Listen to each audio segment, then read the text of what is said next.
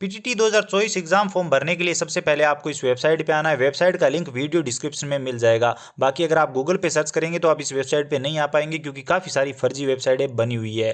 अब यहाँ पर इस बार वर्तमान Mahavir open university PTT conduct करवा रही है, तो आप सबको यहाँ पर कन्फ्यूज़ होने की ज़रूरत नहीं है। बहुत सारे स्टूडेंट इस बात से कन्फ्यूजन में है कि जो कोटा यूनिवर्सिटी है वो तो अलग अलग कोर्स करवाती है, तो इससे जो पीटीटी हो रही है वो अलग है। तो ऐसा कुछ नहीं है, ये वही सेम सारा सिस्टम है जैसा हर बार होता है। पिछली बार जीजीटी यूनिवर्सिटी थी बांसवाड़ा वाली, उससे पहले डूंगर कॉलेज था, तो ये हर बार चेंज होता रहता है। तो इंटरफेस यहाँ पर वेबसाइट का आपको अलग लग सकता है, लेकिन अगर आपको पीटीटी करनी है तो एकमात्र यही रास्ता है। पीटीटी का एग्जाम देना है, आपको बीएड करना है, तो एकमात्र यही रास्ता है, यहीं से आपको फॉर्म भरना होगा। आई होप आपके कन्फ्यूजन क्लियर हो गए होंगे। तो यहाँ पर 4 वर्षीय कोर्स का ऑप्शन है, जिसमें अगर आपने 12वीं पास कर रखी है तो यहाँ से आप अप्लाई कर सकते हो। लेकिन अगर आपने ग्रेजुएशन कर रखी है, 2 वर्षीय बीएड के लिए अप्लाई करना चाहते हो, तो यहाँ से आप अप्लाई कर सकते हो। बाकी इससे आगे का दोनों का प्रोसेस एकदम सेम है, कुछ भी अलग नहीं है, तो कोई दिक्कत आपको नहीं आएगी। यहाँ पर अभी के लिए जो लास्ट डेट रखी गई है वो 31/3/2024 रखी गई है, लेकिन निश्चित ही ये डेट बढ़ा दी जाएगी, तो वो आप टेंशन ना ले। बाकी आपको अभी फॉर्म भर देना चाहिए। यहाँ पर एग्जाम की डेट भी दी हुई है, तो वो भी आगे बढ़ाई जा सकती है, आगे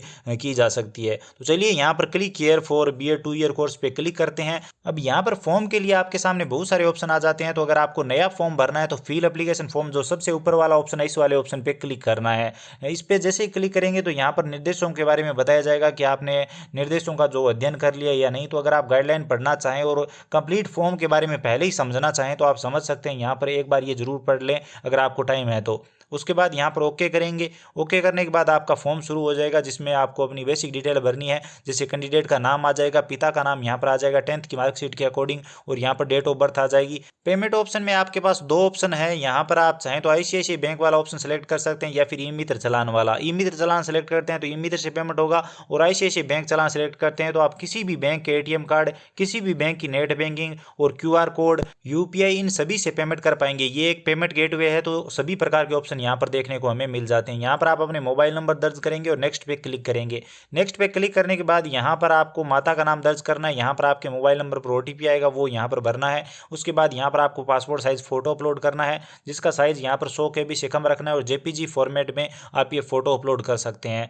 तो आपको ये फोटो अपलोड कर देना है। यहाँ पर आपको अपने सिग्नेचर अपलोड करने, जिसका साइज 50 KB से कम रखना है, जेपीजी फॉर्मेट में अपलोड कर सकते हो, और यहाँ पर ब्लू या ब्लैक पेन से ये सिग्नेचर चल जाएगा, तो जो कि यहाँ पर लिखा हुआ है। और यहाँ पर लेफ्ट हैंड का थंब इंप्रेशन यानी अंगूठे का निशान अपलोड करना है, जिसका साइज 100 KB से कम रखना है। जेपीजी फॉर्मेट में आप ये अपलोड कर सकते हो। तो ये तीनों चीज़ें यहाँ पर अपलोड करने के बाद आपको नेक्स्ट करना है। तो यहाँ पर चलिए हम अपलोड करके नेक्स्ट कर देते हैं। जैसे ही नेक्स्ट पे क्लिक करेंगे कंप्लीट फॉर्म आ जाएगा। सबसे पहले यहाँ पर आप जेंडर सेलेक्ट करेंगे, मेरिड स्टेटस सेलेक्ट करेंगे, मेरिड अनमेरिड वो यहाँ पर बता देंगे। मेरिड है तो हस्बैंड का नाम भी आ जाएगा, लड़की है तो। यहाँ पर स्टेट सेलेक्ट कर लेंगे। उसके बाद आपका जिला कौन सा है वो यहाँ पर आप बता देंगे।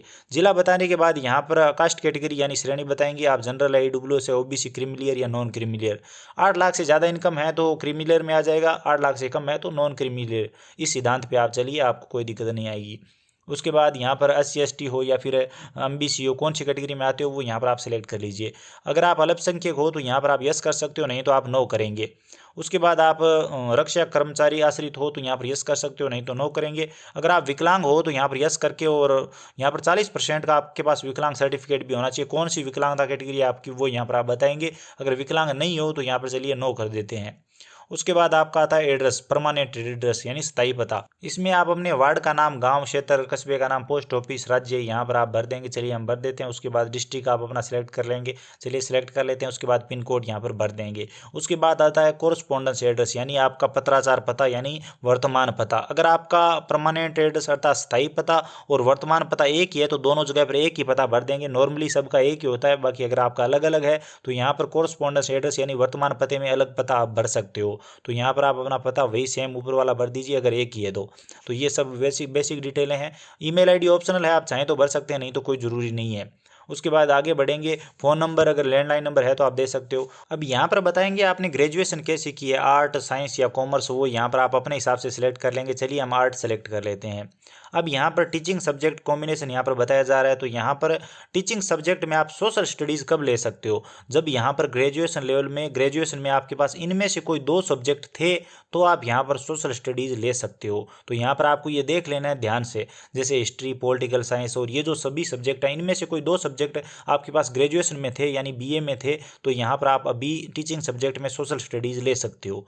तो ये हो गया। सिविक्स आप कब ले सकते हो? जब आपके पास ग्रेजुएशन में यानी बीए में आपके पास पॉलिटिकल साइंस या ये पब्लिक एडमिनिस्ट्रेशन है, इनमें दोनों में से एक था तो आप ये ले सकते हो। तो यहाँ पर आपको ये कॉम्बिनेशन ध्यान में रखना है। यही सेम सिद्धांत साइंस और कॉमर्स में भी लागू होता है। तो कहने का मतलब ये है कि जब भी आप टीचिंग सब्जेक्ट सेलेक्ट करें तो इससे पहले ये देख लें कि कौन सा सब्जेक्ट आप कब ले सकते हो। तो यहाँ पर आप अगर देख के रखेंगे तो आपको कोई दिक्कत नहीं आएगी। चलिए, हमने प्लेन बीए कर रखा है तो ये बीए वाला ऑप्शन सेलेक्ट कर लेते हैं। उसके बाद यहाँ पर आपको सब्जेक्ट सेलेक्ट करना है, जिसमें आपके पास ग्रेजुएशन लेवल में कौन कौन से सब्जेक्ट थे वो बताना है। बीए में आपके पास कौन कौन से 3 सब्जेक्ट थे ऑप्शनल, तो वो यहाँ पर आप बता देंगे।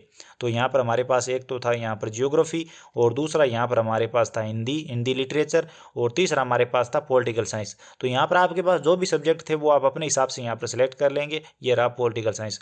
उसके बाद अगर आपने पोस्ट ग्रेजुएशन यानी एमए, एमएससी, एमकॉम भी कर रखा है तो उस हिसाब से यहाँ पर उसका सब्जेक्ट भी बता सकते हो, नहीं तो ये कोई ज़रूरी नहीं है। उसके बाद यहाँ पर आपको टीचिंग सब्जेक्ट देने हैं, जिसमें यहाँ पर मैं आपको बता चुका हूँ कि वो रूल आपको फॉलो करना है। अगर आप सोशल स्टडीज़ ले रहे हो तो इन दोनों में से कोई सब्जेक्ट होना चाहिए, नहीं तो यहाँ पर आप दूसरे भी ले सकते हो। तो वो देख लीजिए आप अपने हिसाब से, आपको कोई दिक्कत नहीं आएगी। बस बात ये है कि ग्रेजुएशन लेवल में वो सब्जेक्ट आपके पास होने चाहिए। तो यहाँ पर हमने सोशल स्टडीज़ ले लिया है क्योंकि हमारे पास सोशल स्टडीज़ वाले 2 सब्जेक्ट थे ग्रेजुएशन में। उसके बाद यहाँ पर दूसरा सेलेक्ट कर लेते हैं हम, जिसमें हम सिविक्स ले लेंगे। बाकी आप चाहें तो दूसरा भी ले सकते हो। चलिए, हम यहाँ पर ये सेलेक्ट कर लेते हैं। तो यहाँ पर ऊपर वाला सारा सिस्टम देख कर ही हमने ये सेलेक्ट किया है। उसके बाद यहाँ पर तीसरा सब्जेक्ट हम हिंदी ले लेते हैं। बाकी आप अपने हिसाब से यहाँ पर ले सकते हैं, आपको कोई दिक्कत नहीं आएगी। उसके बाद चौथा भी आप लेना चाहें तो ले सकते हैं, बाकी ये ऑप्शनल है। उसके बाद यहाँ पर एनुअल इनकम बतानी है, यानी आपके परिवार की वार्षिक आय कितनी है। तो यहाँ पर हमने 3 सब्जेक्ट लिए हैं टीचिंग में, वो आप देख लीजिए। उसके बाद यहाँ पर आप एनुअल इनकम बताएंगे तो यहाँ पर 2 लाख से कम है तो पहला ऑप्शन सेलेक्ट कर लेंगे। उसके बाद आप एग्ज़ाम कहाँ पर देना चाहते हैं, आपकी पहली चॉइस कौन सी है। तो जिस भी ज़िले में आप एग्ज़ाम देना चाहते हैं वो पहली चॉइस में सेलेक्ट करें, और अगर वो ना मिले तो हमें आप कहाँ पर एग्ज़ाम करवा दीजिए, हनुमानगढ़ हम सेलेक्ट कर लेते हैं। दूसरी चॉइस आपकी कौन सी है वो यहाँ पर आप सेलेक्ट कर लीजिए। उसके बाद ये आ गया। उसके बाद आपको आपकी क्वालिफिकेशन डिटेल देनी होगी, जिसमें सबसे पहले यहाँ पर आपको 10th की डिटेल बतानी है, यानी 10वीं की। तो सबसे पहले 10वीं, 12वीं और यहाँ पर ग्रेजुएशन और पोस्ट ग्रेजुएशन, तो ये सभी डिटेल आप बता सकते हो अगर आपके पास है तो। चलिए, हम यहाँ पर 10th कौन से बोर्ड से पास किए वो बोर्ड सेलेक्ट कर लेंगे। उसके बाद किस साल आपने पास किया, तो पासिंग ईयर 10th की मार्कशीट पर आपको देखने को मिल जाएगा, तो वहाँ से देखकर आप ये सिलेक्ट कर लीजिए। टोटल कितने नंबर थे, तो 600 का एग्ज़ाम होते हैं सभी, तो यहाँ पर मैक्स मार्क्स जो है वो 600 है। तो वो आपका अलग हो सकता है, मार्कशीट में देख लीजिए। तो वो यहाँ पर भरेंगे और आपको कितने मिले तो वो यहाँ पर आप बता दीजिए, वो भी मार्कशीट में लिखा होता है। तो मान लीजिए यहाँ पर आपको 400 के समथिंग मिले हैं, तो यहाँ पर आप क्लिक करेंगे। जैसे मान लीजिए मैं यहाँ पर उदाहरण के लिए एक बार 445 दर्ज कर देता हूँ, तो परसेंटेज ऑटोमेटिक आ जाते हैं। यहाँ पर मान लीजिए आपको यहाँ पर 300 के करीब मिले हैं, तो भी यहाँ पर आप बता देंगे तो परसेंटेज ऑटोमेटिक आ जाएंगे। तो इस तरह से आप बता दीजिए। उसके बाद 12वीं में कौन सा बोर्ड था और वही सेम डिटेल, कब पास की, मैक्स मार्क्स कितने थे, आपको कितने मिले, परसेंटेज ऑटोमेटिक आ जाएंगे। उसके बाद ग्रेजुएशन की डिटेल आती है। तो ग्रेजुएशन अपेयरिंग है या फिर आप पास्ड हो, यानी आपने पूरा कर लिया है, तो यहाँ पर बता देंगे। कौन सी यूनिवर्सिटी से आपने पास किया वो बताएंगे। आप देख सकते हैं यहाँ पर जीजीटीयू बांसवाड़ा यूनिवर्सिटी का भी ऑप्शन है। इसी यूनिवर्सिटी ने पिछले साल पीटीडी कंडक्ट करवाया था, तो वो यहाँ पर आप देख सकते हैं। हम यहाँ पर एमजीएसयू सिलेक्ट कर लेते हैं क्योंकि यहाँ से हमने बीए किया है। उसके बाद कौन से साल में पास किया वो यहाँ पर आप बता देंगे। उसके बाद यहाँ पर टोटल तीनों सालों के नंबर बताने हैं, तो 1800 नंबरों के तीनों सालों में एग्जाम हुआ है, और तीनों सालों में आपको कितने मिले हैं वो बता देंगे, परसेंटेज ऑटोमेटिक आ जाएंगे। पोस्ट ग्रेजुएशन है तो आप दे सकते हो, नहीं तो कोई ज़रूरी नहीं है। यहाँ पर चेकबॉक्स पे क्लिक करेंगे और सेव एंड प्रोसीड पे क्लिक करेंगे। उसके बाद यहाँ पर ओके करेंगे, वेरीफाई के लिए बोला जा रहा है, ओके करेंगे, और यहाँ पर आप वेरीफाई पे क्लिक कर देंगे। जैसे यहाँ पर आप वेरीफाई पे क्लिक करेंगे तो यहाँ पर आप देखेंगे कि आपके सामने फॉर्म का एक प्रीव्यू आ जाता है, और यहाँ पर बताया जा रहा है कि 500 रुपये का आपको पेमेंट देना है। तो चेकबॉक्स पे क्लिक करेंगे, पे नाउ पे क्लिक करेंगे। पे नाउ पे क्लिक करते ही आपने जो सबसे पहले पेमेंट गेटवे सिलेक्ट किया था उस पर रीडायरेक्ट कर दिया जाता है। तो आप सभी बैंकों की नेट बैंकिंग से पेमेंट कर सकते हैं। अदर बैंक सेलेक्ट करके आप किसी भी बैंक की नेट बैंकिंग से पेमेंट कर सकते हैं। ICICI वाला भी ऑप्शन है। डेबिट कार्ड से पेमेंट कर सकते हैं। रुपे डेबिट कार्ड है तो पहला ऑप्शन सेलेक्ट कर रखेंगे, जिसमें कोई एक्स्ट्रा चार्ज नहीं लगता। मास्टर कार्ड, वीज़ा कार्ड वगैरह है तो आप अदर वाला सिलेक्ट कर सकते हैं जिसमें एक्स्ट्रा चार्ज रहते हैं। उसके बाद क्रेडिट कार्ड है तो उससे कर सकते हैं। यूपीआई से पेमेंट कर सकते हैं। यूपीआई आईडी मैन्युअली दर्ज करके पेमेंट कर सकते हैं, या फिर क्यूआर कोड वाला ऑप्शन सेलेक्ट करेंगे और प्रोसीड नाउ पे क्लिक करेंगे और यहीं से आप पेमेंट कर सकते हैं। बहुत ही सरल सा है। क्यूआर कोड सेलेक्ट किया, प्रोसीड नाउ पे क्लिक किया, यहाँ पर आपका क्यूआर कोड आ जाएगा। तो इसे आप अपने फ़ोन पे, गूगल पे, पेटीएम किसी से स्कैन करेंगे और ये पेमेंट कर देंगे। जैसे यहाँ पर आपका पेमेंट कटेगा तो यहाँ पर ये पेज ऑटोमेटिक रीडायरेक्ट हो जाएगा और आपको फाइनल प्रिंट आउट मिल जाएगा। आप देख सकते हैं प्रिंट आउट आ चुका है। अब इस रिसिप्ट का प्रिंट आउट लेके रख लीजिए लीजिए। बाकी यहाँ पर आप देख सकते हैं पेमेंट कंप्लीट हो चुका है। इसका प्रिंट लेकर रखना जरूरी है क्योंकि ये आपको आगे चाहिए होगी। तो प्रिंट वाले ऑप्शन पे क्लिक करके आप चाहें तो कंप्यूटर या लैपटॉप में सेव करके रख सकते हैं या फिर आप प्रिंट निकाल लीजिए डायरेक्ट। और यहाँ पर अगर प्रिंट फॉर्म का ऑप्शन आ रहा है तो यहीं से आप प्रिंट फॉर्म वाले ऑप्शन पे क्लिक करेंगे, फॉर्म का प्रिंट आउट आ जाएगा, फाइनल प्रिंट आउट ले लेंगे और अगर किसी कस्टमर का आपने फॉर्म भरा है तो उसे दे देंगे। नहीं तो आप होम पेज पे आएंगे, रीप्रिंट एप्लीकेशन फॉर्म वाले यहाँ पर जो ऑप्शन दिया है इस वाले ऑप्शन पे क्लिक करेंगे। यहाँ पर चालान नंबर वाला ऑप्शन सेलेक्ट करेंगे, चालान नंबर दर्ज करेंगे जो रिसिप्ट पे दिए हुए हैं, डेट ऑफ बर्थ सेलेक्ट करके प्रोसीड पे क्लिक करेंगे, फाइनल प्रिंट आउट आपके सामने आ जाएगा। तो आई होप आप सबको ये वीडियो पसंद आया होगा। वीडियो पसंद आया तो लाइक करिए, अपने दोस्तों के साथ शेयर करिए, चैनल पर नए हो तो सब्सक्राइब करके बेल आइकन प्रेस कर लीजिए ताकि आने वाले सभी वीडियो आप सबसे पहले देख पाएं। इसके अलावा अगर आपके मन में कोई भी सवाल या सुझाव है तो आप बेझिझक कमेंट सेक्शन में बता सकते हैं। चलिए मिलते हैं किसी नई वीडियो में नई अपडेट के साथ।